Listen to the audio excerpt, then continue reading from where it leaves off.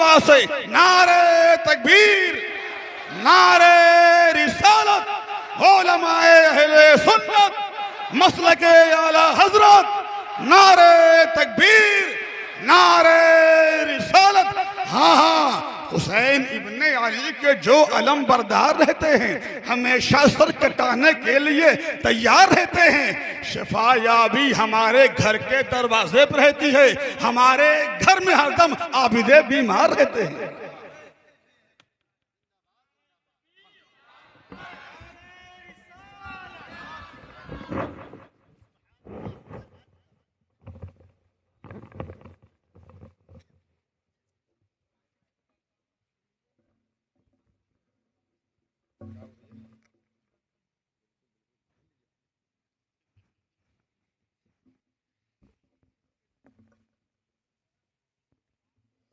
नारे तकबीर, नारे रिसालत, जश्न ईद मिलादुन नबी, के आला हजरत, नारे तकबीर, नारे रिसालत।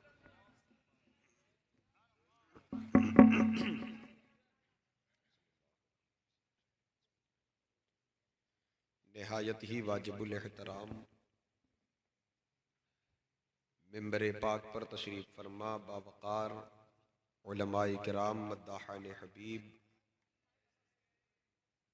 तमाम तर सामिईन किराम, अस्सलामु अलैकुम व रहमतुल्लाहि व बरकातुहू। अल्हम्दुलिल्लाह, अल्हम्दुलिल्लाहिल्लज़ी फ़द्दला सय्यदना व मौलाना मुहम्मदन सल्लल्लाहु तआला अलैहि वसल्लम अलल आलमीन जमीआ व अक़ामहु यौमल क़ियामति लिल मुज़निबीनल मुतलव्विसीनल ख़त्ताईनल हालिकीन शफ़ीआ। फ़सल्लल्लाहु तआला वसल्लम व बारक अलैहि वअला कुल्ली मन हुआ महबूबुन व मर्दियुल लदैहि सलातन तबक़ा व तदूमु बिदवामिल मलिकिल हय्यिल क़य्यूम। व नशहदु अल्ला इलाहा इल्लल्लाहु वहदहु ला शरीका लहु व नशहदु अन्न सय्यिदना नबिय्यना व मौलाना मुहम्मदन अब्दुहु व रसूलुहु। अम्मा बाद फ़ाऊज़ु बिल्लाहि मिनश शैतानिर रजीम, बिस्मिल्लाहिर रहमानिर रहीम। तिलकर रसूल फ़द्दलना बअदहुम अला बअद, मिनहुम मन कल्लमल्लाहु व रफ़अ बअदहुम दरजात। आमन्तु बिल्लाहि सदक़ल्लाहुल अज़ीम व बल्लगना रसूलुहुन नबियुल करीम व नहनु अला ज़ालिका लमिनश शाहिदीन व शाकिरीन वल्हम्दुलिल्लाहि रब्बिल आलमीन। बकारे ख़ैश हैरानम मगिस्नी या रसूल अल्लाह, परेशानम परेशानम मगिस्नी या रसूल अल्लाह। शहाबे कस नवाजी कुन तबीबा चारा साजी कुन, मरीज़े दर्द इस्यानम मगिस्नी या रसूल अल्लाह। अगर रानी वगर खानी गुलामम अंत सुल्तानी, दिगर चीज़े नमी दानम मगिस्नी या रसूल अल्लाह। गौसे आज़म बमने बेसरो सामा मददे क़िबले दी मददे काबे ईमा मददे क़ादिरी यम नारे या गौसे आज़म मी ज़नम दमज़े शेख अहमद रज़ा ख़ां कुतुब आलम मी ज़नम।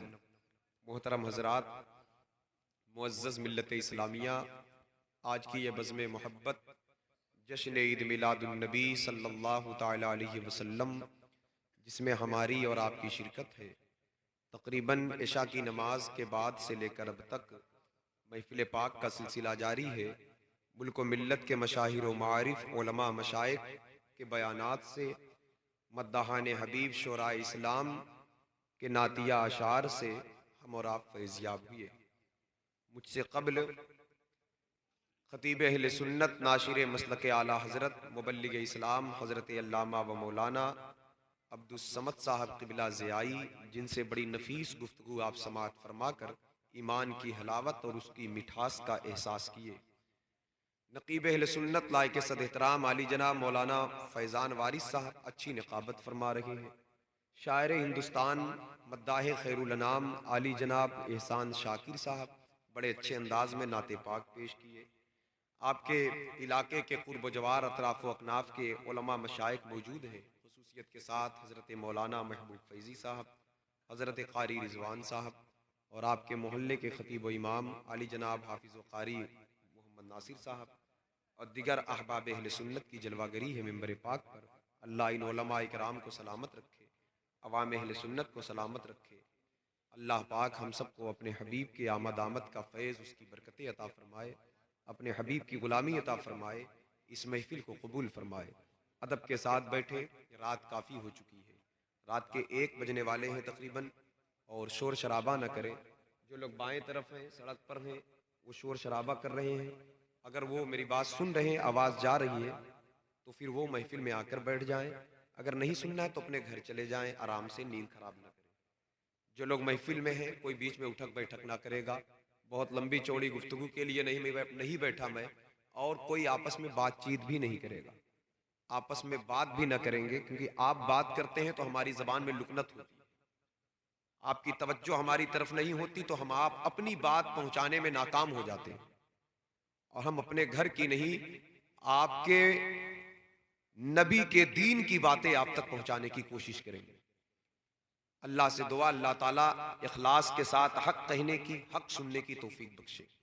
अदब के साथ बैठे, आइए मैं कुछ बातें पेश करूं, उससे कबल हम और आप मिलकर अपने आका व मौला हुजूर ताजदार मदीना, राहत क़ल्ब सीना, अल्लाह के प्यारे, उम्मत के सहारे, रब के महबूब, दानाए गयूब, मालिके रिकाबे उमम, ताजदारे अरबो अजम, वालिये कौनो मकां, सयाहे ला मकां, माहे खूबा शहनशाहे हसीना, ततिम्मे दौरा सरखैले ज़ोहरा जमाला, जलवे सुबह अजल नूरे ज़ाते लम यज़ल, नैयरे बतहा राजदारे मा औहा, शाहिदे मा तगा साहिबे अलम नशराह, मासूमे आमिना, मासूमे आमिना, मासूमे आमिना, बाइसे तकवीन आलम, फ़ख्र आदम, बनी ये आदम, सैयदिल अरबी वल अजम, नूरे मुजस्सम सल्लल्लाहु ताला अलैहि वसल्लम के बारगाह नाज में हदिये दरूदो सलाम की नजरे अकीदत पेश करें। बावाज़े बुलंद झूम कर पढ़ें,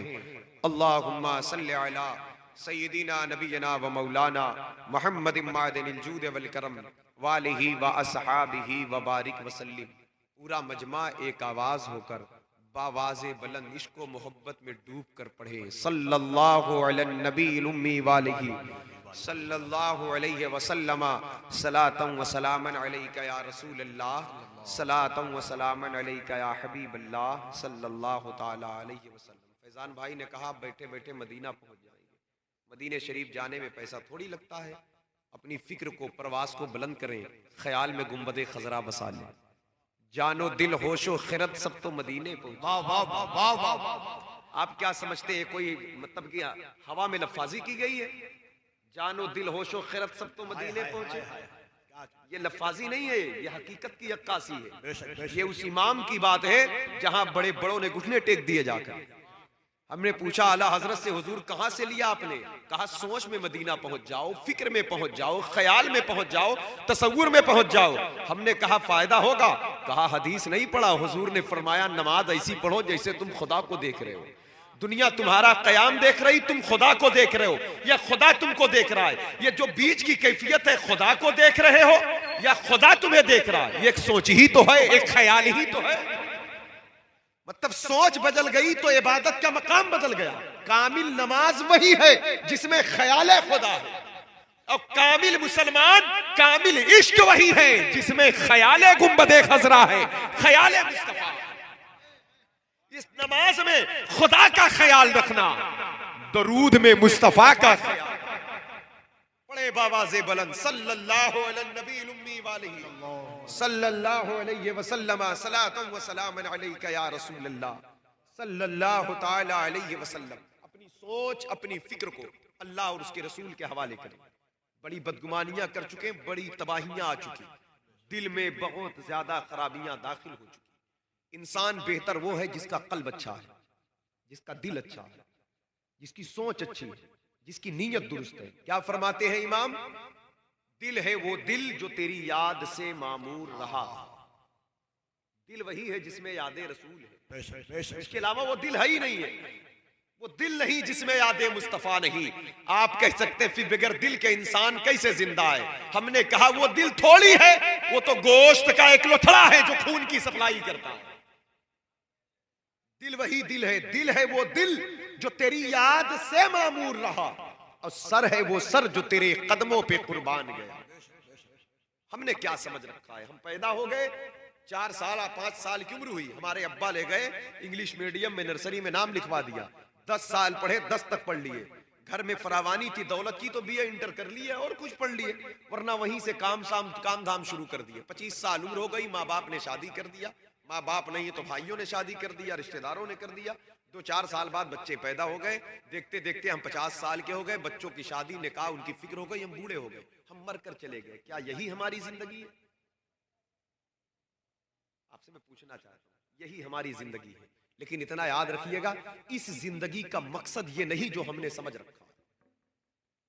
खासकर मेरे नौजवानों, मेरे बच्चों, मेरे दोस्तों, मेरे अजीजों, क्योंकि अगर जिंदगी का मकसद यही है तो ये काम तो काफिर भी करता है, ये तो मुनाफिक भी करता है, ये तो यहूदी भी करता है, ये तो नसरानी भी करता है। मुसलमान का मेयार बुलंद है, बुलंद होना चाहिए। मुसलमान की फिक्र बुलंद है, बुलंद होना चाहिए। ये हमारी जिंदगी का मकसद नहीं है जिसे हमने मकसद जिंदगी, मकसद हयात समझ रखा है, दस्तूर हयात समझ रखा है, निजाम हयात समझ रखा है। मकसद हयात, मकसद जिंदगी ये नहीं, फिर क्या है? तो आप कहेंगे अगर हम ये न करें तो हम जिएंगे कैसे, हमारी परवरिश कैसी होगी? तो जवाब मिलेगा कि ये जिंदगी की जरूरत है। जरूरत और है, मकसद और है। ये जिंदगी की हयात, ये जरूरत है लेकिन मकसद नहीं। फिर मकसद क्या है? तवज्जो है आपकी? मकसद क्या है? मैं बताऊं तो बात छोटी हो जाए, हमारे इस मेंबर से आवाज उठे तो बात बहुत छोटी हो जाए। आइए उस इमाम की बारगाह में सवाल करें जिसे दुनिया आला हजरत कहती है। आला हजरत के खाली नाम के नारा लगाने से काम नहीं चलेगा, उनकी बात को समझे, फिक्रे रजा को समझने की कोशिश करें। खाली चीख लेते मसलके आला हजरत हमसे बड़ा कोई सुन्नी नहीं है। सिर्फ चीखने का नाम सुन्नियत नहीं है, किरदारो अमल में सुन्नियत को दाखिल करें। हजरत गिरामी वकार क्या है? आला हजरत क्या कहते हैं? या रसूल अल्लाह, दहन में ज़बान तुम्हारे लिए। तवज्जो चाहता हूं, माशाअल्लाह। मकसद इस जबान को अल्लाह ने पैदा किया। ये जबान सिर्फ झूठ गीबत के लिए नहीं है, मटन चिकन बिरयानी की लज्जत के लिए जबान नहीं है खाली, समझ रहे हैं? ये जबान बहुत ज्यादा बकने के लिए नहीं है। ये जबान से अच्छी बातें करें। क्या फरमाया? मन सलेमल मुस्लिमूना मिन लिसानिही व यदिही। मुसलमान वो है जिसकी जबान से और जिसके हाथ से मुसलमान महफूज रहे। क्या मतलब है? तुम्हारी जबान से मुसलमान की इज्जत महफूज रहे, किसी के इज्जत को रुसवा मत करना, किसी के ऐब को सरे बाजार बयान न करना, किसी को गाली न देना, किसी के सामने इतने तल्ख जुमले ना कहना कि लोगों का कलेजा छिलनी हो जाए, इतनी लगती हुई बात ना कहना कि उसका दिल घायल हो जाए, बल्कि ठंडी बातें करना, मीठी बातें करना। जैसे जख्म पर मरहम रखा जाए, ऐसे ही शिकस्ता दिलों को मीठी बातें करके जबान से सहारा पाना। हजरत गिरामी वकार, इंसान रो रहा हो तो जबान से ऐसे अच्छे अल्फाज, ऐसे बोल, ऐसी बोली बोलो कि वो अल्फाज उसके तस्कीन कल्ब का जरिया बन जाए, उसकी करारगाह बन जाए। लेकिन आज हमारे रवैये क्या हैं, हमारे हालात क्या हैं, हमारे अंदाज क्या हैं? हम तो बाजारों पर, चौराहों पर आला हजरत के मसलक का नारा खूब लगाते हैं, लेकिन इमाम कहते हैं दहन में ज़बान तुम्हारे लिए। या रसूल अल्लाह, ये ज़बान आपके लिए है तो आपके लिए ये कैसे होगी? कहा जब भी इखलाक से बात करोगे वो ज़बान मेरे लिए। तवज्जो चाहता हूं, जब भी मोहब्बत की बातें करोगे वो ज़बान मेरे लिए है, जब भी उम्मत रसूल की खिदमत की बातें करोगे वो ज़बान मेरे लिए है, और जब तुम गाली गलूज करोगे, जब तुम दुनियादारी में मुब्तला हो जाओगे तो ये ज़बान तुमने अपने तौर पर इस्तेमाल किया, ये ज़बान तुम्हारी शैतान के हवाले हो गई। मकसद से बाहर तुम निकल गए। इसलिए मेरा एक गुलाम तुम्हें पैगाम दे रहा है, या रसूल अल्लाह, दहन में ज़बान तुम्हारे लिए मतलब क्या है? ये ज़बान भाइयों की गीबत के लिए नहीं, आमिना के लाल पर दरूद पढ़ने के लिए है, हुजूर का जिक्र करने के लिए है, अल्लाह की पाकी बोलने के लिए। अपनी ज़बान को जिक्र इलाही से तर रखो, अल्लाह को याद करो, अल्लाह को कसरत से याद करो, अल्लाह की तस्बीह बोलो, अल्लाह की पाकी बोलो। हम लोग अल्लाह को याद करते हैं, अल्लाह का नाम लेते हैं। कोई पीर साहब आए तो उनसे मिलने के लिए लोग, मैं ये नहीं कहता पीर साहब की इज्जत ना करना, कामिल पीर जो लोग हैं उनकी कदर करो, इज्जत करो, ताजीम करो, तकरीम करो, एहतराम करो, मोहब्बत करो, लेकिन उनसे मुलाकात के लिए 2 मिनट की मुलाकात के लिए 2-2 घंटा लोग भीड़ में धक्के खाते रहते हैं। कहना क्या है? कुछ जरूरत है, कुछ काम, कुछ दुआ करवाना, कुछ। मेरे भाई पीर साहब से कहो, लेकिन आपको कोई धक्का नहीं खाना पड़ेगा, कुछ नहीं लगेगा। आप मस्जिद चले जाया करो, वजू करके पहले अपने रब से तो कुछ कह दिया करो। पैसा धक्का भी नहीं लगेगा, वो अपना लेगा, पैसा भी नहीं लगेगा, धक्का भी नहीं लगेगा, ठेला भी नहीं जाएगा आपको, भगाया भी नहीं जाएगा आपको। लेकिन हम ये काम नहीं कहते। पहले अल्लाह से कह लो जाकर, खुद तो कह लो, तुम्हारा भी रब है, वो सबकी सुनता है, वो खालिक है, वो मालिक है, वो सबकी सुनता है। अल्लाह से खुद भी कहो, फिर अल्लाह वाला मिले तो उससे दुआ भी करवा लो। लेकिन हम सिर्फ अपने रब से नहीं कहते खुद, ऐसे लगता हमारे रब से हमसे हमारी कुछ दुश्मनी है। हम कहलवाते तो हैं रब से, लेकिन हम कहते नहीं। लेकिन उसूल ये है कि पहले खुद कहो, उसकी पाकी बोलो। वो तो इतना करम नवाज है, जब बंदा कहता है सुबहान अल्लाह, तो माना क्या है? अल्लाह पाक है। क्या मतलब है? अल्लाह पाक है। क्या मतलब है? अल्लाह पाक है। तो कहो या ना कहो तो पाक ही है। हम नहीं थे तब भी पाक था वो, हम हैं फिर भी पाक है, हम नहीं रहेंगे फिर भी पाक। कल भी था, अजली है, अब्दी है, हमेशा से है, हमेशा रहेगा। पाक था, पाक है, पाक रहेगा। बेमिसल है, बेनजीर है, गैर मसावी है, गैर कुफू है वो। तो हम कहें या ना कहें, फिर क्यों कहा जाता है कहो सुबहान अल्लाह, अल्लाह पाक है, अल्लाह पाक है, अल्लाह पाक है। तो जवाब यही आया कि ऐ मेरे बंदो, मुझे कहो अल्लाह पाक। मैं घटू बढ़ूंगा नहीं, मैं खुद खालिक हूं, मालिक हूं, खुद से हूं मैं। लेकिन जब तुम मेरा पाक नाम अपनी जबान पर लाओगे तो मेरा नाम इतनी बरकत वाला है, जब मुझे पाक कहोगे तो अल्लाह तुम्हारी जबान को झूठ से पाक कर देगा, गीबत से पाक कर देगा, जबान को बदअखलाकी वाले अल्फाज से पाक कर देगा, बदजबानी से पाक कर देगा, और उसके असरात तुम्हारी दिल की गहराइयों तक। बात याद आ गई। देखिए, जब इस तस्बीह की बात आई, आज हम इसे पढ़ते नहीं, अल्लाह को याद नहीं करते। सबसे बड़ा अलमिया यह है इस दौर का कि हमारा रिश्ता हमारे रब से बड़ा कमजोर है। और एक बात और याद रखिएगा, पीर कामिल का दामन भी इसीलिए पकड़ा जाता है कि यह पीर हमें रब से खरीद करे। अगर पीर ये काम छोड़कर कोई और काम करता है तो वह कुछ और हो सकता है, पीर नहीं। पीर का मकसद यही है, अल्लाह रसूल का पता बताए, तस्किया कल्ब करे, तस्किया नफ्स करे, तस्फिया कल्ब करे, दिल में खुदा की मार्फत दाखिल करे, अल्लाह की मोहब्बत दाखिल करे। बल्कि यूं कह ले, ये पीराने जाम ये तो है ही है, अल्लाह ने अपने महबूब को इसीलिए भेजा वयुज़क्कीहिम, कि वो दिलों को साफ कर दे दुनिया की गंदगी से और कल्ब के अंदर खुदा की मोहब्बत जलवा कर दे। हुजूर की आमद का मकसद ये है कि गुमराह कौम को, बहकी हुई कौम को, बददीन बदमज़हब कौम को, जहालत के तारीकियों में गुम कौम को, इनको बुलाया जाए और बुलाकर इनको रब के हवाले कर दिया। और दुनिया ने देखा इस मंजर को, दुनिया ने देखा। बस सीधी सीधी एक बात, ऐसे लोग भी आए जो बेटियों के कातिल थे, हुजूर की आमद की बरकत है, सहाबी बन गए, अल्लाह वाले बन गए। तो मेरे दोस्तों, कहने का मतलब ये रहा, तवज्जो चाहता हूं, ज़हन हाजिर है आपका, ज़हन हाजिर है आपका। हम अल्लाह को याद नहीं करते। हमारे पास देखिए, वो नहीं याद करते जिनके पास रब का पता नहीं, जो नहीं मानते। जब जानते हैं खालिक वही है, मालिक वही है, ताकतवर वही है, पावरफुल वही है, सुपर ताकत अल्लाह की, सुपर पावर, शान अल्लाह की ये है, वो एक कुन से 18,000 आलम को पैदा किया। इन्नमा अम्रुहु इज़ा अरादा शय्यन अन यक़ूल लहू कुन फयकून। जब वो किसी बात का इरादा करता है तो उसे कोई वक्त नहीं लगता, बस वो कहता कुन फयकून, मतलब वो कहता कुन हो जा, तो फयकून वो चीज हो जाती है। आज हम बीमार होते हैं, हम मरीज हैं, हम दवा खाते हैं, दवा शिफा नहीं देती, एक बात याद रखिएगा, दवा जरिया शिफा है, शिफा अल्लाह देता है। लेकिन हम ये देख रहे हैं लोगों के अंदर, ये बातें हम महसूस करते हैं कि अल्लाह से ज्यादा लोग दवा को शिफा समझने लगे, पूरा फोकस उसी पर। हालांकि शिफा अल्लाह देता है, खाओ दवा मगर निगाह अल्लाह के कर्म पर रखो। वो जब चाहता है तो घास फूस से शिफा देता है, और वो कामिल है, वो ताकतवर है, वो चाहे तो बगैर दवा के भी शिफा अता करे। लेकिन इलाज करना जरूरी है, दवा खाना जरूरी है, लेकिन तवज्जो अल्लाह की तरफ। जब इंसान परेशानियों में मुब्तला हो तो रब को याद करे, अल्लाह से माफी मांगे, तौबा करे, उसके जिक्र के करीब आए, उसको याद करे, और उसकी पाकी बोलने में, उसका जिक्र करने में इतनी बरकत, इतनी लज्जत है। तारीख का एक बाप सिर्फ देख ले, हजरत मालिक बिन दीनार है, कब्रिस्तान से गुजर रहे थे।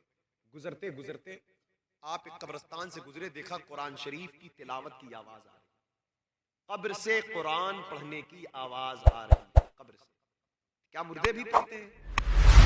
हाँ पढ़ते हैं। हदीस शरीफ है, अल्लाह के हबीब अलैहिस्सलाम के सहाब ने आकर कहा, या रसूल अल्लाह, बकी शरीफ की एक कब्र से सूरे मुल्क की तिलावत की आवाज आ रही। पता क्या चला? जिन लोगों का अकीदा है सब मर जाते हैं, वो बातिल अकीदा है। सच्चा और अच्छा अकीदा यह है कि अल्लाह वाले जिंदा होते हैं, अल्लाह चाहता है उन्हें कुरान पढ़ने की तौफीक देता है, और जिसे चाहता अल्लाह दुनिया वालों को सुना भी देता है। यदि शरीफ सरकार ने इरशाद फरमाया, हाँ वो तुम्हारे भाई हैं जो कब्र में सूरे मुल्क पढ़ रहे हैं, और तुम्हें सूरे मुल्क पढ़ने की तलकीन कर रहे हैं कि ऐ लोगों सूरे मुल्क पढ़ा करो, ये कब्र के अजाब से बचाने वाली सूरत है। सूरे मुल्क कहाँ है? ये 29वें पारे की शुरू वाली जो सूरे है, 2.5 सफहात पर फैली हुई है। हो सके तो मगरिब बाद या इशा बाद पढ़ लिया करें। जब रात का अंधेरा छाए, मुसलमान एक फिक्र के साथ जीता है।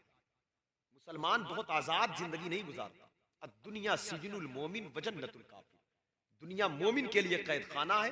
कैद खाने का मतलब मोमिन शरीयत का कैदी, मोमिन शरीयत मुस्तफा का कैदी, इसके अहाते से बाहर नहीं निकलता।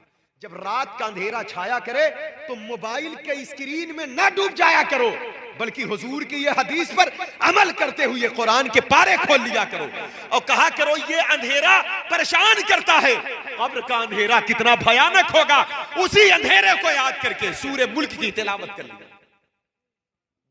अगर कुरान शरीफ कोई रवानी मतलब स्पीड पढ़ता, रोज तिलावत करने वाला है, तो 3-4 मिनट में ये 2.5 सफहा पढ़ सकता है, 2.25 सफहा। अगर बहुत आहिस्ता पड़ेगा तो 5 मिनट में पढ़। 5 मिनट की तिलावत कब्र के अंधेरे को दूर कर रही है। पूरी जिंदगी की मेहनत घर में रोशनी के लिए मुकम्मल तौर पर कामिल नहीं उतरती। 5 मिनट की मेहनत, यानी जो आसमान का आफताब कब्र के अंदर रोशनी ना पहुंचा सके, वहां रोशनी का इंतजाम किया जा रहा है। आप सुन रहे हैं मेरी बात को? बात समझ में आ रही है? सुन रहे हैं आप? बहुत खामोश हो गए और बहुत आप लाचार दिख रहे हैं जैसे, लेकिन ये कसूर आपका नहीं, वक्त ही ऐसा है। मैं आपको टार्चर भी नहीं करूंगा, वक्त ज्यादा हो गया। तवज्जो चाहिए, बस खाली दिल से मोहब्बत के साथ सुने। बात मुझे कुछ और करना था, लेकिन उन्वान दिया इस्लाह मुआशरा का, तो मैंने कहा कुछ बातें मैं ऐसी पेश कर दूं जो मेरे लिए भी नफा बख्श बन जाए, आपके लिए भी। मेरे लिए भी दुआ करें अल्लाह मुझे अमल की तौफीक दे, दुआ करें मुझे भी अल्लाह सूरे मुल्क पढ़ने की तौफीक दे, और मैं दुआ करूंगा आपको भी अल्लाह सूरे मुल्क पढ़ने की तौफीक दे। कुरान पढ़े, कुरान से करीब आए, कुरान से लौ लगाए, कुरान से मोहब्बत करें, कुरान से रिश्ता जोड़े, कुरान से लगाव रखे, कुरान से चाहत रखे। कुरान पढ़ने की आवाज आ रही कब्र से। मालिक बिन दीनार खड़े हो गए कब्र पर, दुआ किया अल्लाह इस कब्र वाले से मुलाकात करवा दे। तो कब्र फट गई। कब्र के अंदर देखा एक बुजुर्ग बैठे कुरान पढ़ रहे। उन्होंने पूछा कि आप कुरान पढ़ रहे? कहा हाँ कुरान पढ़ रहा हूं। मालिक बिन दीनार ने कहा कि किस अमल के बदौलत अल्लाह ने आपको ये इनाम दिया? क्योंकि कब्र दारुल अमल नहीं है, वो दारुल जजा है, दारुल बका की तरफ चला गया ना बंदा। अब वहां अमल की, वहां अगर अमल नेक अच्छा इंसान है तो कब्र जन्नत की बात बना दी जाएगी, सोते रहो आराम से, सुबह कयामत में तुम्हें उठाया जाएगा। लेकिन अमल खराब है तो कब्र अजाब बन जाएगी, वहां ना कुछ करना है कुछ नहीं, या तो सजा है या जजा है। तो ये कुरान पढ़ने का इनाम क्यों मिला कब्र के अंदर? अल्लाह कुछ खास बंदों को खास चीजें अता करता है, ये उसकी शान, उसकी मर्जी। तो वो बुजुर्ग जो कब्र के अंदर बैठे थे, उन्होंने एक बात बताई, और जो बड़ी पते की बात है।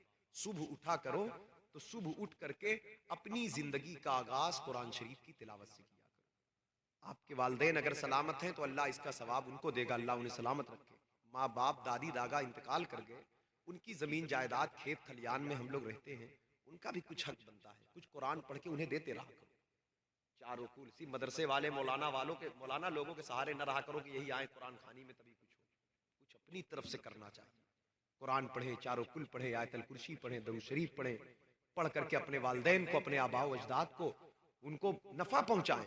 वो आपकी असल है, आप उनके तवस्सुल से आप इस कायनात में वजूद में आए। कयामत का दिन कायम होगा। मेरे आका सल्लल्लाहु अलैहि वसल्लम इरशाद फरमाते हैं, कयामत जब कायम होगी तो कुछ ऐसे लोग होंगे कि जिनके मर्तबे बुलंद होंगे, जिनके दर्जात बुलंद होंगे। वो कहेंगे, ऐ अल्लाह, ये तो हमने कोई ऐसा अमल ना किया था, हमारे दर्जात इतने बुलंद कैसे हो गए? हम तो गुनहगार लोग थे, हम बख्शे बख्शाए कैसे हो गए? तो अल्लाह फरमाएगा, मेरे बंदो, ये तुम्हारे उन औलादों की दुआ है जो तुमने दुनिया में छोड़ा था, और वो तुम्हारी बख्शिश की दुआ करते हैं। और इसका नफा तुम्हें भी मिलेगा। इसका नफा तुम्हें क्या मिलेगा? इसका नफा यह मिलेगा, आका अलैहिस्सलाम इरशाद फरमाते, जो औलादें माँ बाप के लिए दुआएं खैर करती हैं, अल्लाह उस औलाद के रिस्क में बरकत अता फरमाता। ये काम करेंगे इंशाअल्लाह। वालिदैन बाहयात हैं तो उनकी नेकी, उनके उम्र की सलामती, उनकी सेहतयाबी की दुआ करें। विसाल कर गए हैं तो उनकी मगफिरत, उनके दर्जात की बुलंदी की दुआ करें। उनको सूरे फातिहा कुरान पढ़कर दिया। एक बुजुर्ग का मैंने एक वाकया पढ़ा था एक किताब में, काफी दिन हो गए। देखा कि उनके एक अजीज का विसाल हुआ और उन्होंने सूरे फातिहा पढ़ करके नजर किया उनको। सूरे फातिहा पढ़कर जब नजर किया उनको, तो वो बुजुर्ग उनको ख्वाब में देखे तो वो तशरीफ लाए जिनको नजर किया। तो उन्होंने कहा, कैसे हैं आप? तो वो मुस्कुराते हुए कुछ बात नहीं कर दी। वो बुजुर्ग फरमाते, अपने कफन के एक हिस्से को हटाया तो मैंने उनके सीने पर देखा, सूरे फातिहा की 7 आयतें नूर की तरह चमक रही थी और इशारा कर रहे थे कि ये आयतें मेरे कब्र में मेरे लिए ठंडक बनी हुई है, सहारा बनी हुई है। कितना टाइम लगता है सूरे फातिहा पढ़ने में? हजरात गिरामी वकार, हम अरब को याद नहीं करते, हम अल्लाह का जिक्र नहीं करते, लेकिन आओ जरा देखो ये कितनी नफा बख्श चीज है और ये दुनिया की जिंदगी कितनी कीमती है। दहन में ज़बान तुम्हारे लिए, ये ज़बान कितना कीमती है। बदन में है जान तुम्हारे लिए, ये जान कितनी कीमती है। मालिक बिन दिनार कहते, मैंने पूछा किस अमल के बदौलत अल्लाह ने तुम्हें यह मकाम अता फरमाया? तो वो फरमाते हैं कि मैं कुरान शरीफ की तिलावत से दुनिया में बड़ी मोहब्बत करता था। कहे सुभान अल्लाह। चचा आप भी कहें, कुरान की तिलावत से मोहब्बत करता था। कहते बेला नागा मैं कसरत से कुरान शरीफ पढ़ता था। फिर कहते हैं मेरा विसाल हुआ तो मेरे रब ने मुझसे पूछा, ऐ मेरे बंदे तू चाहता क्या है कब्र के अंदर? कहा, या अल्लाह, हर जुदाई बर्दाश्त कर सकता हूं, कुरान की जुदाई बर्दाश्त नहीं है। ऐ अल्लाह, कब्र में बहुत सुकून है। ये कब्र जन्नत के बाग में से एक बाग बन गई, ताहद निगाह कुशादा हो गई। जन्नती लिबास है, जन्नती महल है, जन्नत की खिड़कियां हैं, जन्नत की हूरें हैं, लेकिन ये दिल तो तेरे कलाम से लगा हुआ है, ये दिल तेरी किताब से लगा हुआ है। ऐ अल्लाह, उस किताब का दीदार करा दे। तो कहा, अल्लाह ने मुझे नूर के सहीफे अता फरमाए जिनमें कुरान की आयतें मौजूद थी, मैं उसी को पढ़ता रहता हूं। तो कहा, कितना पढ़ चुके कब्र के अंदर? तो कहते मालिक बिन दिनार, मैं 70,000 मरतबा कुरान शरीफ खत्म कर चुका हूं। कहे सुभान अल्लाह। 70,000 मरतबा कुरान कब्र के अंदर पढ़ चुका हूं। मालिक बिन दिनार कहते 70,000 आप कब्र में पढ़ गए, हम तो इतना दुनिया में ना पढ़ सके। मालिक बिन दिनार उसके बाद रश्क करने लगे उन पर, और फिर वापस चले तो फिर कब्र से आवाज आई, ऐ मालिक बिन दिनार ठहर जाइए। कहा, हजरत क्या कहना चाहते हैं? कहा, आपकी बारगाह में एक फरियाद है। कहा, वो क्या है? कहा, एक मरतबा सुभान अल्लाह पढ़ करके वो तस्बीह मुझे दे दे और ये 70,000 कुरान आप ले लें। मालिक बिन दिनार कहते, ये मकसद क्या है आपका? कुरान की कोख में तो न जाने कितने सुबहान खुद मौजूद है। सुबहान अल्लाहि अम्मा युशरिकून, सुबहान अल्लज़ी असरा बिअब्दिही, सुबहानका ला इल्म लना इल्ला मा अल्लमतना। जगह जगह कुरान शरीफ में अल्लाह पाक ने अपनी पाकी का तस्करा किया। जब 70,000 पढ़ चुके तो बार बार तुम पढ़ते हो उस लफ्ज को, सुबहान रब्बिका रब्बिल इज्जति अम्मा यसिफून। तो मुझसे क्यों चाहते हैं आप? मुझसे क्यों चाहते हैं? तब उन्होंने जवाब दिया, एक पर्दा उठाया वो बुजुर्ग ने, कहा, मालिक बिन दिनार, ये कब्र है, कब्र, ये कब्र है, कब्र। यहां पर बहुत बड़ी मेहनत पर बहुत छोटा अजर मिलता। जिंदगी की कीमत समझे। मैं इस बात को इसीलिए लाया और ये तस्बीह पढ़ने के लिए मैं सिर्फ जलसे में बैठकर पढ़ने के लिए आपको नहीं कह रहा हूं, हर रोज अपने घर में पढ़े इस तस्बीह। कलीमतान खफीफतान अलल लिसान सकीलतान फिल मीज़ान हबीबतान इलर रहमान। बुखारी शरीफ की आखिरी हदीस है। दो कलमे ऐसे हैं जो जबान पर बहुत हल्के हैं, मीज़ान पर बहुत भारी हैं, रहमान को बहुत प्यारे हैं। वो दोनों कलमे कौन से हैं? उन दोनों कलमों में यही तस्बीह मौजूद है। सुभान अल्लाहि व बिहम्दिही एक कलमा, सुभान अल्लाहिल अज़ीम, यानी जो जबान पर हल्का इतना कि एक सेकंड में अदा हो जाए, मीज़ान पर भारी इतना कि रख दिए जाए तो नेकियों का पल्ला वजनी हो जाए, अल्लाह को प्यारे इतना कि जो इसका विर्द करे वो भी खुदा का प्यारा हो जाए, वो भी खुदा का प्यारा हो जाए, वो भी खुदा का प्यारा हो जाए। हजरत गिरामी वकार तो कहते मालिक बिन दीनार ये कब्र है, कब्र। यहां पर 70,000 कुरान पढ़ने के बाद भी उतनी नेकियां नामाए आमाल में नहीं आती दुनिया में जितना एक मर्तबा सुभान अल्लाह कहने से हासिल हो जाता है। सुभान अल्लाह, सुभान अल्लाह, सुभान अल्लाह।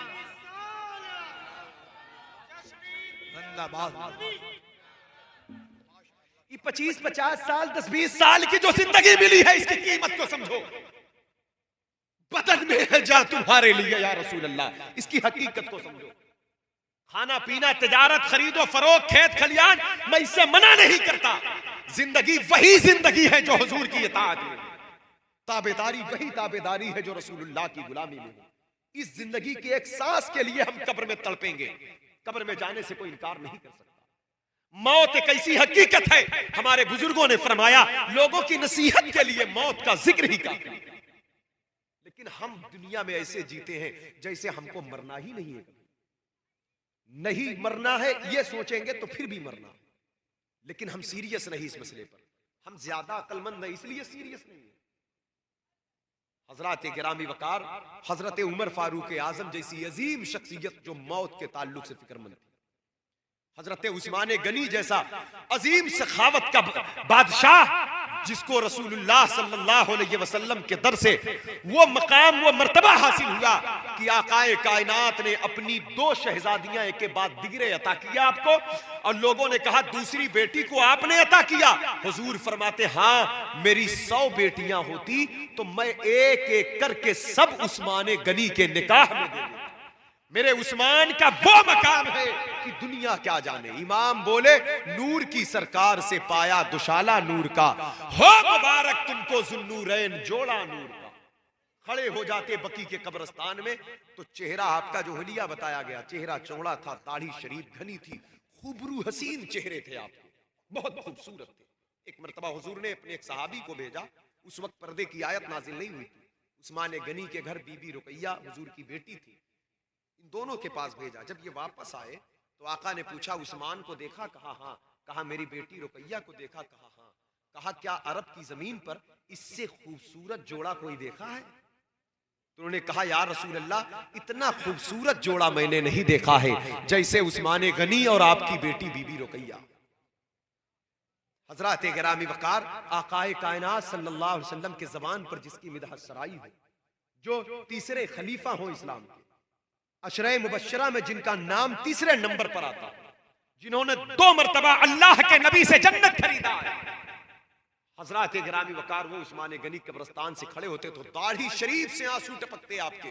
लोगों ने कहा आप कब्र पर खड़े होकर क्यों रोते हैं?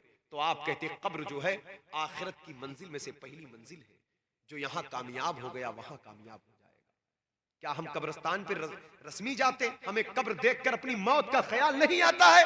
क्या हम जनाजे को रस्मी तौर पर लेकर चलते हैं?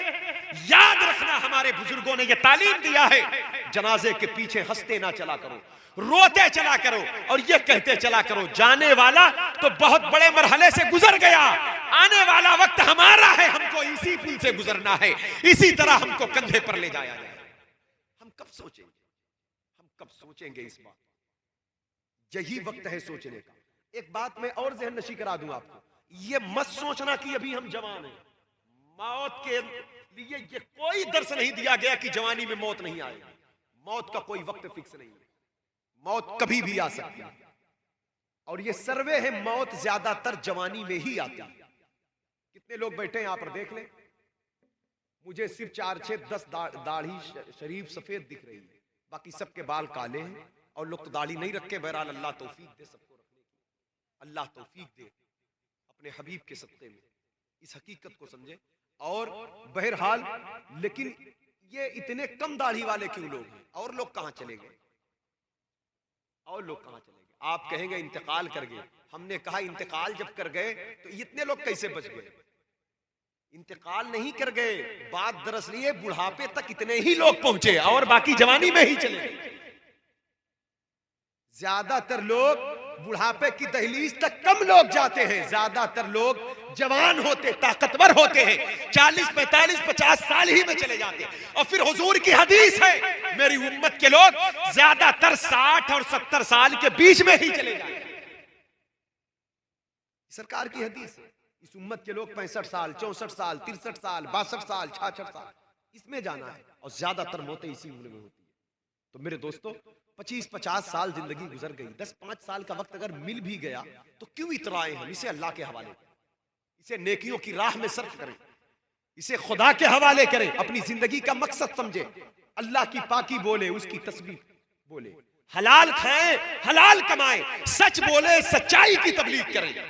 आप बहुत बड़े मनसब पर, आप बहुत बड़े मकाम पर, हम अपनी कदर नहीं समझ रहे। हम उस रसूल के गुलाम, उस नबी के उम्मती हैं जिनकी उम्मत में शामिल होने के लिए नबियों ने रब की बारगाह में फरियाद किया।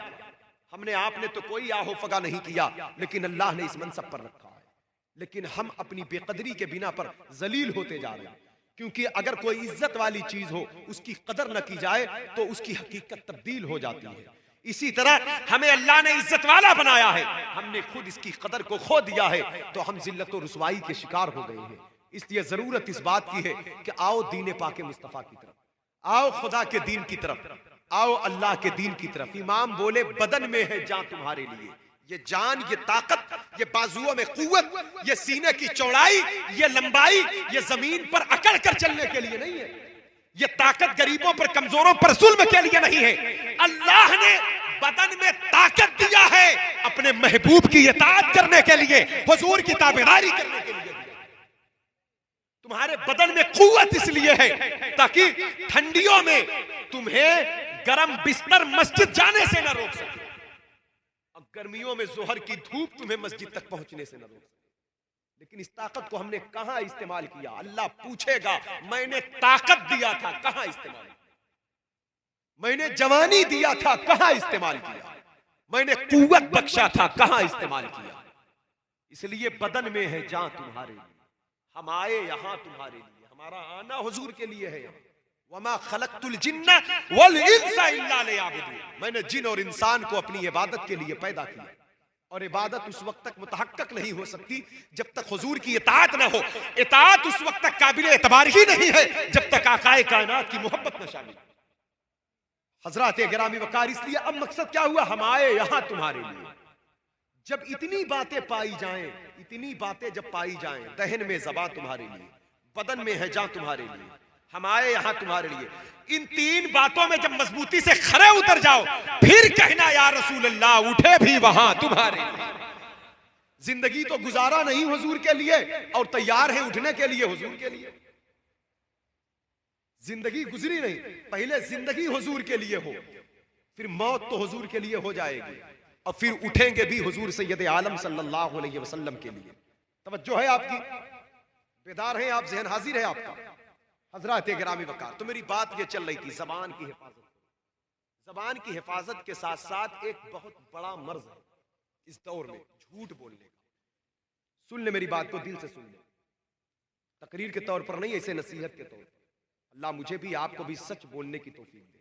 महीना गौसे आजम का है ना, तारीख आज 3 हो गई, 2 हो गई, तीसरी शब है ना, चौथी शब है, चौथी शब, आज चौथी शब है। बड़े पीर का महीना है।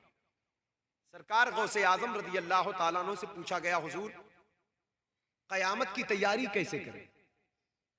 हर चीज की तैयारी, आजकल शादी बहुत पड़ी हुई, हर आदमी, हर जितने इमाम मसाजिद हैं, उलमाए किराम हैं, जो किसी गांव में खिदमत दीन पर मामूर है, रोजाना कोई ना कोई निकाह पढ़ा रहे हैं इसमें। होना भी चाहिए। अल्लाह ताला हर बच्चे बच्चियों की शादी करा दे, नेक रिश्ते अता फरमा। लेकिन हाँ, इतना जरूर याद रखें, अपनी शादियों को शादी बनाओ, अपनी शादियों को शादी बनाओ। शादी का मतलब क्या है? नुमाइश से बाज आओ, दिखावे से बाज आओ, दुनियावी चमक दमक रंगैलियों से बाहर निकलो, गरीबों पर बोझ ना बनो। ये शादियां लोड बनने नहीं आई थी, ये शादियां बरकत और रहमत के लिए अल्लाह रब्बुल इज्जत ने इसे कायम फरमाया। लेकिन हमने गरीब पर लोड बना दिया, हमने बोझ बना दिया। अब तक तो हम जहेज की लिस्ट तैयार करते थे, अब खाने की डिश के बारे में बताते हैं हमारे बाराती ये खाएंगे। ला हौला वला कुव्वता इल्ला बिल्लाह, अस्तगफिरुल्लाह। लानत हो इसी सोच पर। वलीमा सुन्नत है सिर्फ लड़के वाले पर, लड़की वाला अगर आपको कुछ खिला पिला रहा है तो उसकी करम नवाजी है। ये बैठे हैं उलमा, पूछे इनसे, है कहीं लड़की अगर बारात लेकर जाए तो करे? वलीमा सुन्नत है, शबे ज़ुफ़ाफ के बाद लड़का अपने घर करे, चाहे बकरी ही करे या बकरा करे, या जो अल्लाह तौफीक दे उसे करे, लेकिन लड़की वाले पर कुछ नहीं। लेकिन उसके बाद भी लोग 100 आदमी बारात का सौदा तय होता, लोग 400 बारात लेकर जा रहे। ऐसे दौर है। आप क्या समझते हैं अल्लाह को नहीं मालूम है? दुनिया की अदालत में इज्जत पा सकते हो, दुनिया के मुआशरे में इज्जत पा सकते हो, दुनिया के समाज आपको इज्जत की निगाह से देख सकता है, लेकिन याद रखना एक अदालत अल्लाह की है जो कयामत का दिन है, वो इंसाफ का दिन है। उस अदालत में कोई मकर कोई फरेब नहीं चलने वाला। और याद रखना आप मुसलमान हो, आप ईमान ला चुके हो उस अदालत में। आप सिर्फ अल्लाह पर ईमान नहीं लाए हो, आप आखिरत के दिन पर भी ईमान लाए। आपने तस्दीक किया है, आमन्ना बिल्लाहि व बिल यौमिल आखिर। आपने कहा है अल्लाह के ईमान के साथ साथ हम आखिरत के दिन भी ईमान लाए। आखिरत के दिन का क्या मतलब है? कोई तमाशा है आखिरत? अल्लाह की अदालत का दिन, इंसाफ का दिन है। मालिकी यौमिद्दीन, रोजे जजा का मालिक अल्लाह ही है, अल्लाह ही है रोजे जजा का मालिक। रोजे जजा का मालिक। तवज्जो है आपकी, तवज्जो है आपकी। बड़ी जल्दी से हल हट रहा है आपका, क्योंकि बात में कुछ करने की कह रहा हूं, क्योंकि मैं जानता हूं शैतान शिकार करता है। जब बात काम की हो तो वो नहीं चाहता, बहुत खींचता होगा मेरे ऊपर भी, आपके ऊपर भी, कि क्यों ये बातें हो रही हैं। क्योंकि वो जितनी जाल बिछाया है उस पर पानी फिर रहा है, जितने चाले वो चलता है इंसान को तबाह करने के लिए, लेकिन इंसान समझ नहीं। ये ज़हन हाजिर रख के आप भी उसके बाहर निकलने की, उसके फंदे से, उसके चंगुल से। औज़ु बिल्लाहि सुल्तानिन नसीर मिन शर्रि शैतानिर रजीम व मिन शुरूरि ज़ौजतिही व कुल्लि ज़ुर्रियातिही व जुनून। हज़रात गिरामी वक़ार, तवज्जो चाहता हूं, ज़हन हाजिर है आपका। वो कयामत का दिन, वो मालिक अल्लाह, वो इंसाफ का दिन है, इंसाफ का दिन है। आप ईमान लाए हो, क्योंकि आखिरत पर ईमान ऐसे ही रखना चाहिए जैसे अल्लाह के एक होने पर ईमान रखे। अल्लाह के एक होने पर जैसे ईमान, ऐसे ही आखिरत के दिन पर ईमान। आखिरत के दिन का तसव्वुर हट जाए अगर इंसान, तो इंसान बेलगाम हो जाता है। और हम मोमिन हैं, मोमिन। ये जिंदगी हमारी हकीकी जिंदगी नहीं है, एक आरजी है, वक्ती तौर के लिए अल्लाह ने दिया है। जिंदगी हमारी तब शुरू होगी जब ये जिंदगी खत्म हो जाए, तब जिंदगी की इब्तिदा। और उस जिंदगी की फिक्र करें जो जिंदगी कयामत के दिन 50,000 बरस का एक साल। शादी पड़ती है घर में तो हम उसकी तैयारी शुरू करते हैं, बहुत तैयारी करते हैं, 2-4 महीने 6 महीने पहले से। पिंडाल, बावर्ची, नानबाई, गोश्त वाले को, कस्साब को, मिठाई वाले को, तरह तरह की चीजें। लेकिन अपनी मर्जी से खूब करो मेरे भाई, अल्लाह तौफीक दे, लड़की वाले हो लड़के, किसी पर लोड ना बनना। मुझे बड़ी तकलीफ होती है, मेरे आका इस कायनात में गरीबों पर बोझ बनकर नहीं, बल्कि उनके बोझ को उतारने आए। अभी हजरत ने फरमाया ना, हुजूर आए तो बच्चियां मुस्कुराने लगी, अम्मी अम्मी अब हमको दफन नहीं किया जाएगा। क्यों बेटी, क्या तुम्हारे बाप रहमदिल हो गए? कहा अम्मी हो जाएंगे। मक्के शरीफ की फिजा बता रही है, बीबी आमिना की गोद में हुजूर आ गए हैं। सरकार, यतीमों ने कहा सहारा मिल गया, बेवाओं ने कहा आसरा मिल गया, कमजोरों ने कहा ताकत मिल गई, बेबसों ने कहा बस मिल गया। गमज़दों को रज़ा मुज़्दा दीजिए की है, बेकसों का सहारा हमारा नबी। हुजूर आए थे उम्मत के लिए सहारा बनकर, और हम इस उम्मत के लिए बोझ बन गए। कोई लड़की का बाप अपनी मर्जी से जो जहेज देख तोहफा है आप ले लें, लेकिन खबरदार ना उसकी चाहत रखे, ना उसके दिल में नीयत रखे। लोगों ने एक फैशन बना दिया है, ये बाइक मोटरसाइकिल को जहेज में फैशन बना दिया। मैं ये नहीं कहता ना, लेकिन इतना ज्यादा ये चीजें नुकसानदेह है।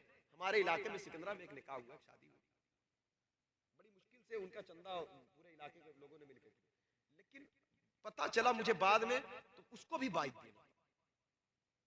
मतलब ये अफसोस की बात है ना, अफसोस की बात है। हजरात गिरामी, ये चीजें अगर आप खुफिया तौर पर ये काम कर ले, ये चलन ना बने, रस्म ना बने। अगर खुफिया तौर पर आप जिसको दे रहे हो दो, जो ले रहा है वो जाने, ये चीजें बहुत आम ना हो तो क्या बुरा।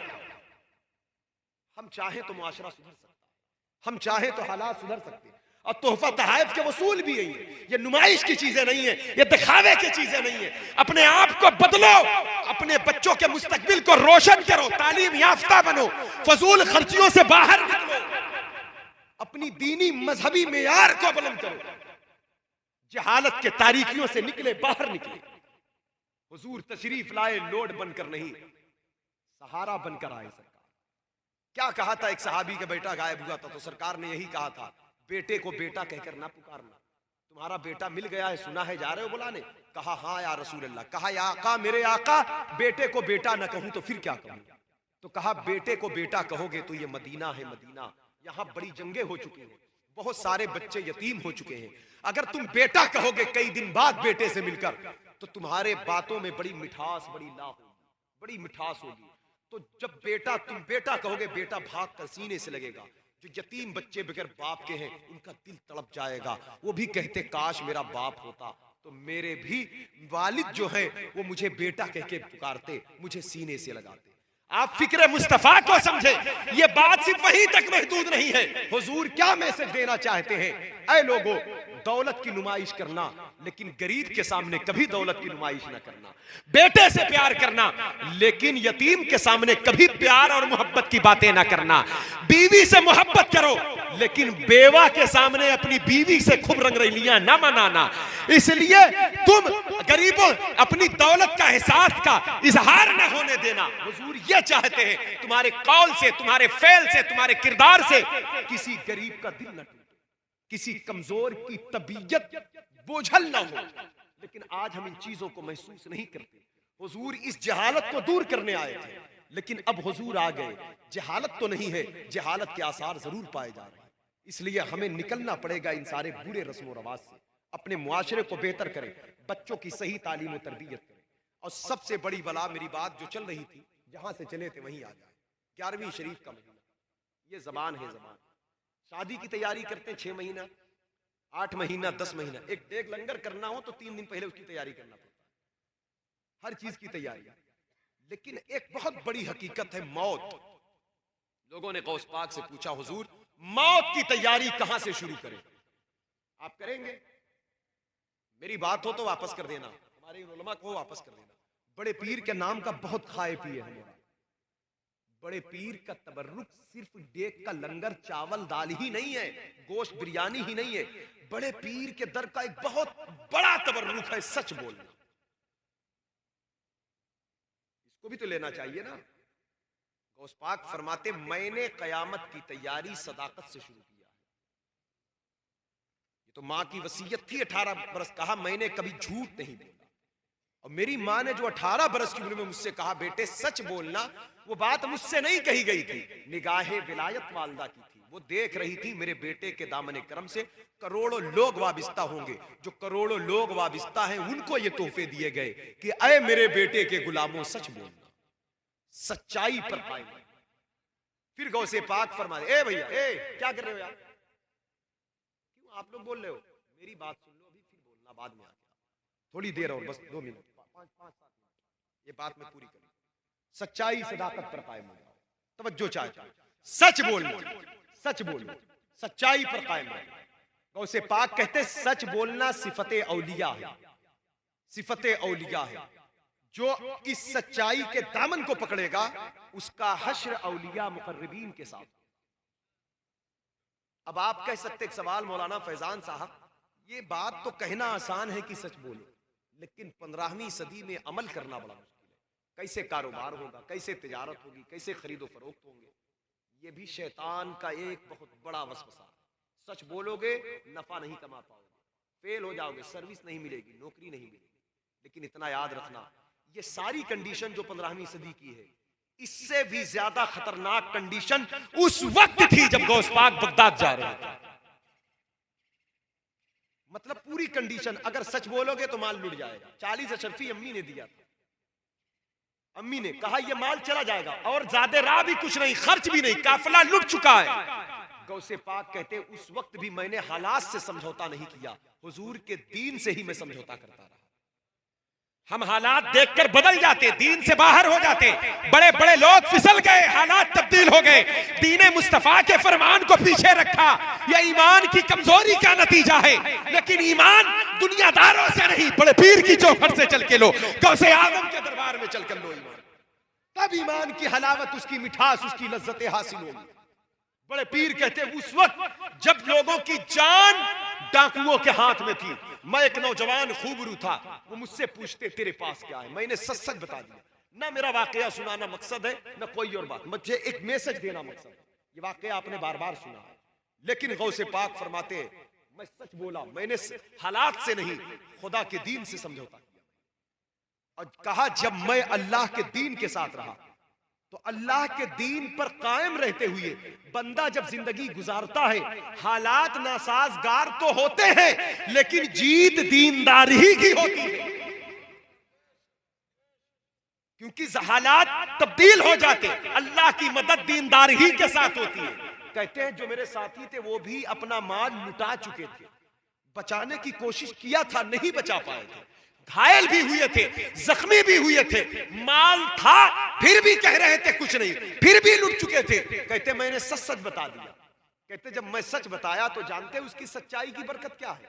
अब सुन ले इस बात को, गौसे पाक कहते मेरी सच की बरकत से मेरा माल तो बचा ही, जो लोग लूट चुके थे उनका भी वापस हो, और जो लूटने आए थे वो भी दीन थे, उनको भी दीन अता हो।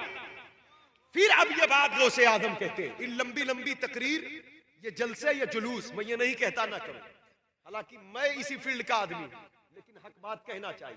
इससे हम बेदार कर सकते हैं आपको, झिझोड़ सकते हैं आपको, जगा सकते हैं आपको, लेकिन आप अपने अमल में खुद जिम्मेदार हैं। उस वक्त तक आपकी जिंदगी मेयारे बंदगी पर नहीं उतर सकती जब तक आप किसी दीनदार की सोहबत में इख्तियार करें।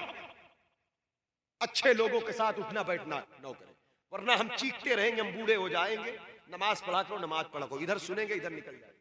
किसी नमाजी के साथ उठा बैठा, सच बोलना है तो किसी सच्चे के साथ, हलाल खाना है तो रिज़्क़ हलाल खाने वाले के साथ, हुजूर का आशिक बनना है तो किसी आशिक रसूल के पास बैठ। मतलब आपको जो चाहिए, जैसी सोहबत होती है वैसे उसका रंग चढ़ता है उसका। इसलिए गौसे पाक क्या फरमाते, 1 मिनट की सोहबत देखिए। गौसे पाक कहते हैं मेरे हाथ पर सबसे पहले जिस गिरोह ने तौबा किया है वो मेरी तकरीर सुनकर के नहीं, और ना तो मेरी करामत देख। उस वक्त जिलान से जो बगदाद का सफर है, उस वक्त ना गौसे आजम ने कोई तकरीर किया था वहां पर, और ना ही कोई करामत जाहिर हुई, लेकिन फिर भी 60 डाकू आपके हाथ पर हाथ दिए, तौबा किए और कामिल मोमिन बने, 60 अल्लाह के वली बने। गौसे पाक कहते हैं ये मेरी तकरीर और मेरी करामत के बदौलत नहीं है, ये रसूलुल्लाह की वो हदीस कि मोमिन सच्चा होता है, ये उसी सच्चाई की बरकत है। अल्लाह ने बेईमानों को ईमान। एक मुसलमान जब सच बोलता है, तिजारत में, खरीदो फरोख्त में, कारोबार में, जमीन जायदाद के मामलात में, अदालत में, कोर्ट में, कचहरी में, मुसलमान जहां सच्चा होता है वही मुबल्लिग होता है, उसकी सदाकत की बरकतें फैला करती है। हमारे घरों से दीन की बुनियादें क्यों मिस्मार हुई, हमारे नस्लों में दीन क्यों कमजोर हुआ, हमारे आंगन से हुजूर का दीन क्यों निकला, क्योंकि हमने घरेलू जिंदगी में भी झूठ बोलना शुरू कर दिया। माँ से, बाप से, भाई से, बहन से, चचा से, फूफी से, खाला से उठते बैठते, और यही वजह है कि बड़ी नफरतें फैल चुकी हैं आपस में। भाई भाई, पड़ोसी पड़ोसी का दुश्मन, रिश्तेदार रिश्तेदार का दुश्मन। झूठ के बदौलत ऐसी नहुसत फैल चुकी है कि इंसान बुग़्ज़ व इनाद में दबा हुआ, हसद में, तकब्बुर में, रिया में, दिखावा में, तसन्नो में, बनावट में, झूठ में, गीबत में, इन सारी चीजों से बाहर निकलना पड़ेगा। शैतान हमें हलाक करना चाहता है। सच बोला करो, सच्चों के साथ रहो, सच में, अगर गलती से बशरी तकाजे के बिना पर कभी झूठ निकल सकता है, झूठ निकल सकता। हालांकि आका की हदीस है, या रसूल अल्लाह क्या मोमिन बखील होता है? सरकार फरमाते नहीं, मोमिन बखील नहीं होता, मोमिन सखी होता है। लेकिन हो सकता है इंसान है कभी कभी बुख्ल कर जाए, हो सकता है ज़कात देने में कुछ कमी कर जाए, सदका करने में कुछ कमी कर जाए, बखीली कर सकता है। फिर कहा या रसूल अल्लाह क्या मोमिन जालिम होता है? हुजूर फरमाते नहीं, मोमिन जालिम नहीं होता, मोमिन आदिल होता, मोमिन इंसाफ की बात करता है। लेकिन हो सकता है इंसान है कभी चूक हो जाए, जुल्म सरजद हो जाए उससे, किसी को मार दे, किसी को बुरा भला कह दे, ये जुल्म है, किसी की हक तलफी कर जाए, हो सकता है। फिर पूछा गया या रसूल अल्लाह क्या मोमिन झूठा होता है? तो कहते ना, मोमिन झूठ बोल ही नहीं सकता। पता क्या चला, हमारी जो जबान झूठ बोलती है, ये ईमान की हलावत, उसकी मिठास, उसकी लज्जत हासिल नहीं कर पाई, क्योंकि ये ईमान इसका नाम नहीं है। ईमान इस दस्तार, इस दाढ़ी, ये ईमान के आसार है, ये ईमानी लिबास है, ये इस्लामी लिबास हिंदुस्तान में कहा जाए। ईमान कल्ब का हिस्सा, इकरारुम बिल लिसान व तस्दीकुम बिल कल्ब, जबान के इकरार के साथ साथ दिल तस्दीक कर ले, जम जाए ईमान कल्ब के अंदर। हजरात गिरामी वकार, तब जब जम जाता है अल्लाह रसूल पर ईमान, तब जबान बात करने में डरने लगती है। हदीस शरीफ में आया, तुम्हारे ऊपर बहुत सारी बलाएं, बहुत सारी बीमारियां इसलिए नाफिज होती हैं कि तुम्हारे जबान के तेवर बड़े तल्ख होते हैं। बचो बीमारियों से, बचो मुसीबतों से, बड़ी बड़ी मुसीबतें आती हैं इस जबान के बिना। अब खासकर मेरी माओ बहनों के अंदर ये आदतें बड़ी खराब है, नाक मुंह चढ़ाकर बातें करना, ये सारी बातें छोड़ो। हुजूर अलैहिस्सलाम कहते मैं मुस्कुराता पैदा हुआ। मतलब क्या है? सरकार चाहते ये उम्मत मुस्कुराती है, किसी को तकलीफ ना पहुंचे, लोगों में दुख नहीं खुशी बांटो, गम नहीं आराम बांटो, तकलीफ नहीं राहत बांटो, मुश्किलात को दफा करो।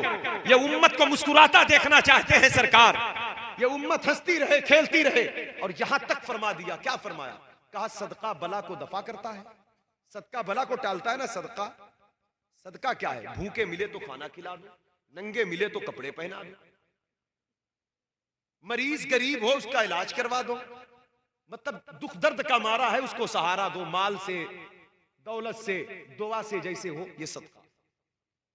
लेकिन आका फरमाते किसी मोमिन से मिलो तो मोमिन को चाहिए कि मुस्कुरा कर, ये मुस्कुराना सदका, मतलब नाक मुंह चढ़ाकर, सीना तान कर, गाल फुलाकर, अकड़ कर, बरर कर नहीं, झुक कर, अदब से, ताजीम से, तकरीम से, आजिजी से, इंकिसारी से, मोहब्बत से, खुलूस से, वफा से, सखा से। कहा इस अंदाज से जब मुस्कुरा कर मिलोगे तो जिससे मिलोगे वो नफरत करने वाला होगा तो मोहब्बत करने वाला। अब फायदा क्या है इसका? फायदा क्या है? सदका बला को टालता है, मुस्कुराना सदका है, मोमिन से मुस्कुरा कर मिलना सदका है। पता क्या चला? दो मुसलमान आपस में मुस्कुरा कर मिलते हैं तो बलाओं से महफूज हो जाते हैं, क्योंकि यह सदका बला को दूर कर देता है, बीमारियों से बच जाता है इंसान। लेकिन कितनी नफरतें फैल चुकी मुआशरे में, भाई भाई से दूर हो गया, पड़ोसी पड़ोसी से दूर हो गया, रिश्तेदार रिश्तेदार से दूर हो गए। और सबसे बड़ी बात, गलतियां हो जाती है तो दिल में गांठ बैठाकर रख लेते हैं, माफ करने को तैयार नहीं। हम दरगुजर किया करो, ये दीन दरगुजर करने वाला। फातेह की हैसियत से मेरे हुजूर हिजरी 8 में मक्के की जमीन पर हाजिर हुए थे, जिस वक्त सहाबा की तादाद तकरीबन लाख के करीब पहुंचने वाली थी। सहाबा कह रहे थे आज ईंट से ईंट बच जाएगी, आज हम उन लोगों से बदला ले लेंगे जो 13 साल तक मुसलसल मेरे नबी पर पत्थर फेंकते रहे। अमीर हमजा के कातिल का बदला ले लेंगे। वहशी यहीं पर है, अबू सुफियान यहीं पर है, हिंदा यहीं पर है।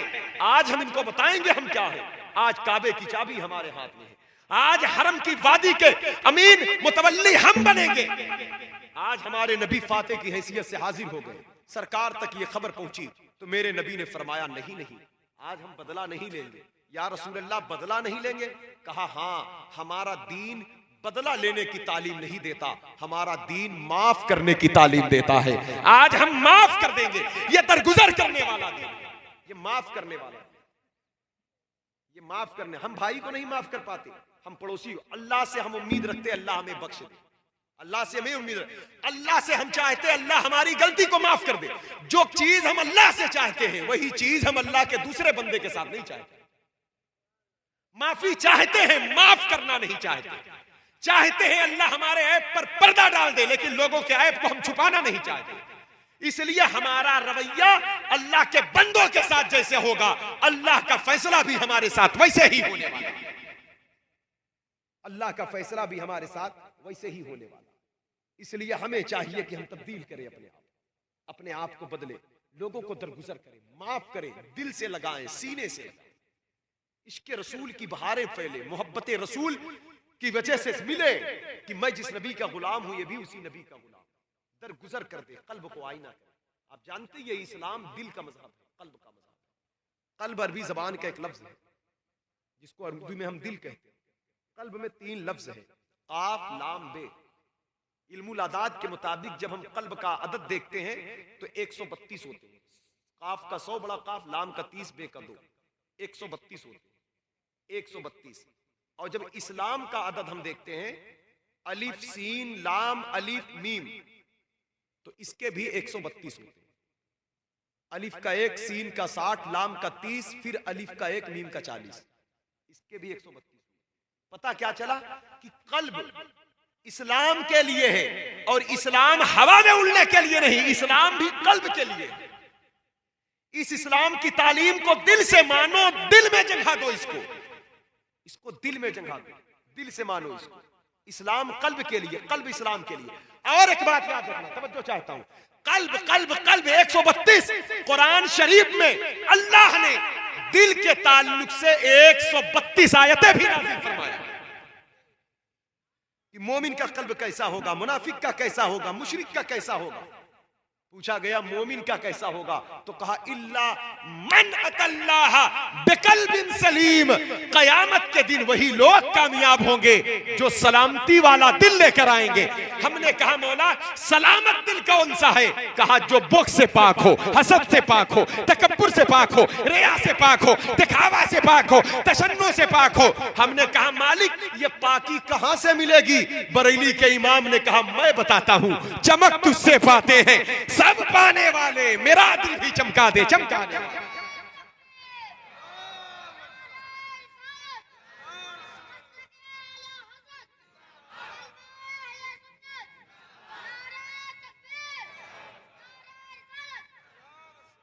इस पर बातें बहुत हो सकती हैं, इस पर बातें बहुत हो सकती हैं। आदमी गुनाह करता है तो दिल गंदा होता है, फिर तौबा करता है तो साफ होता है। इसके माफी मांगते रहो अल्लाह से और लोगों को माफ भी करते रहो। एक आखिरी बात, गौसे पाक फरमाते हैं हलाल खाया कर, ये तो सच्चाई की बात की, जबान की हिफाजत, गिज़ा का ख्याल कर। लूट मार, रिश्वत, सूद, ब्याज, हरामखोरी, सूदबाजी, इन सारी चीजों की एहतियात की जरूरत है। जिस घर से, जिस आंगन से, जिस चूल्हे से, जिस हाड़ी से हलाल की गिज़ा खत्म हो जाए, उस आंगन से हुजूर का दीन निकल जाता है, उस नस्ल से दीन मुस्तफा निकल जाता है। गौसे पाक से पूछा गया इतना फोकस क्यों है आपके हलाल गिज़ा पर? बड़े पीर का महीना है, उनकी तालीम की कुछ बातें मैं रख रहा हूं। आखिरी बात है ये, क्यों हलाल की गिज़ा पर इतना फोकस क्यों है आपका? क्योंकि गौसे पाक फरमाते थे लोगों मैं देख रहा हूं तुम्हारे हालात मेरे सामने कांच की बोतल की तरह है, तुम क्या खा कर आते हो, क्या पीते हो। ये गौस पाक की मिंबर से बातें होती थी। कहते शरीयत की लगाम ना होती तो मैं खड़े खड़े मिंबर से बयान करता कि तुमने किसका मारा है, किसका लूटा है, किसका हक खाया है। कहते लेकिन मैं तुम्हें रुसवा नहीं करना चाहता, मैं तुम्हें नसीहत के तौर पर ऐलान करना चाहता हूं कि तुम्हारे पेट के अंदर कौन सी गिज़ा है मैं देख रहा हूं, और किस माल की कहां की है ये भी देख रहा हूं। लोगों ने कहा हुजूर इतना देखने की ताकत कहां से आई? तो कहा मेरे अब्बा को पढ़े हो, मेरे वालिद को पढ़ा है तुम लोगों ने? सब ने कहा हुजूर पढ़ा है, शेख अबू सालेह मूसा जंगी दोस्त, बड़ा बरकत वाला नाम, बहुत बाफैज नाम। तो कहा हुजूर आपके वालिद के वाकयात में से एक वाकया हमने ये भी पढ़ा है, आपके वालिद ने एक सेब की 12 साल तक कीमत चुकाया है। एक सेब की 12 साल, ये वाकया मालूम है आपको? मेरा वाकया सुनाना मकसद, सिर्फ इसका एक लफ्ज मुझे बताना है बस, आखिरी पॉइंट। एक सेब की कीमत 12 साल, एक सेब 2-4-10 रुपये का होता है, एक दिन कर लेते बाग की खिदमत। 12 साल तक एक सेब की कीमत, और भी चोरी नहीं किया था, किसी के ठेले से झोले से नहीं निकाला था, एक बहता हुआ सेब था, इबादत में थे, उठाया खा लिया। बाद में दिल ने मलामत किया, ख्याल गुजरा अरे ये तो अल्लाह की अदालत में गिरफ्त का सबब बन सकता है। फौरन निकल पड़े और लबे दरिया देखा सेब का बाग है, बाग के मालिक के पास चले गए और चले गए माफी तलब करने। बाग के मालिक ने भी मुतालबा कर लिया, कहा बेटे सेब खा चुके हैं, ना खाए होते तो मिजाज के मुताबिक कीमत मेरे देते या ना देते, मेरी मर्जी, मैं जितने में चाहता बेचता, लेकिन अब खा चुके हो, अब जितनी चाहूं कीमत ले सकता। कहा क्या कीमत है? कहा 12 साल तक खिदमत, 12 साल तक खिदमत। हजरात गिरामी वकार, उन्होंने कहा हुजूर 12 साल बहुत होता है एक सेब के लिए। कहा कयामत का एक दिन 50,000 साल का है, उसके बनिस्बत 12 साल कोई माने नहीं रखता। उस एक दिन की रुसवाई से बचने के लिए ये 12 साल की मेहनत कोई माना नहीं। कब्र की तन्हाई में वहशत घबराहट से बचने के लिए वक्त इशा और फजर की मेहनत कोई माना नहीं रखती। सदियों तलक, कब तलक, कितनी कितनी बरस की कब्रें हैं, निशान मिट गए, उनको देखकर अपने ऊपर सोचा करो, फिक्र करें। कहा 12 साल कोई माना नहीं रखता, तो उन्होंने कहा हुजूर मैं तैयार हूं, 12 साल तक कीमत अदा की। गौसे पाक क्या फरमाते हैं? गौसे पाक कहते सुनो, तुम कहते हो मैं रिस्के हलाल पर इतना फोकस क्यों देता हूं? दरे गौस से आवाज आई, अगर मेरे वालिद, जो लोग रिस्क कमाते हैं, बच्चों को पालते हैं, बहनों को खिलाते हैं, माँ बाप की खिदमत करते हैं, उनके लिए मेरी एक बात, ये गौसे आजम के दर की है, कम खाना, सूखा रूखा खाना, हलाल खाना, वही बड़ा खाना, सस्ते कपड़े पहनना, जरूरी नहीं बहुत कीमती पहनना, वही कीमती कपड़ा है। जिस दस्तरखान पर सूखी रोटी हो, हलाल की हो, वही बादशाहाने जमाना से अफजल दस्तरखान। ये बात ज़हन नशी रखिए। गौसे पाक फरमाते हैं अगर मेरे वालिद उस एक सेब की कीमत अगर 12 साल तक अदा ना करते तो अल्लाह उन्हें शेख अब्दुल कादिर जिलानी जैसा बेटा अता न करता। अल्लाह ने मुझे उनके हवाले किया, उनको दिया, तो ये उनके रिस्के हलाल की बरकत है। हम चाहते नस्लों में दीन फले फूले, ऐसे नस्लों में दीन नहीं फले फूलेगा। इसलिए अपने रिस्क को भी पाक करें, अपनी जबान पाक करें, अपना रिस्क पाक करें। पाक सोचे, पाक फिक्रें तब इंसान के वजूद से जाहिर होती है, फिक्र के अंदर पैदा होती है, वजूद के अंदर, जब गिज़ा पाक, हलाल की गिज़ा। इसलिए हमें और आपको चाहिए कि ये दुनिया की जिंदगी है, इस जिंदगी को हम अल्लाह रसूल के दीन की राह में गुजारें, हलाल खाएं, मेहनत करें, कमाएं हलाल तरीके से, अल्लाह दे खिलाएं, कोई मना नहीं, लेकिन हम आजाद होकर, आवारा होकर जिंदगी न गुजारें, हम हुजूर के गुलाम बनकर जिंदगी। बात जहां से चली थी वहीं आ जाइए, बदन में है जहां तुम्हारे लिए, फिर कहो या रसूल अल्लाह, उठे भी वहां तुम्हारे लिए।